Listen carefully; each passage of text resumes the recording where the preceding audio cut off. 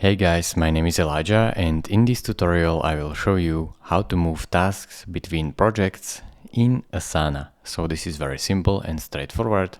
Just follow my steps. Open up the project where you have your tasks, and now in order to move them between projects, so let's say I want to add this task 1 from project 2 to request tracking project.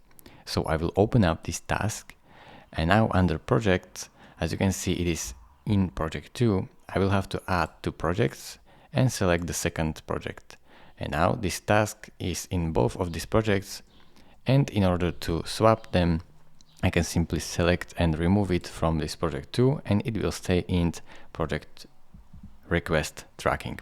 It is really simple. Now when I go to this project, you should see that the task is right here. Thank you for watching. If this video was helpful to you, consider subscribing and liking this video, and I will see you in the next tutorial. Bye bye.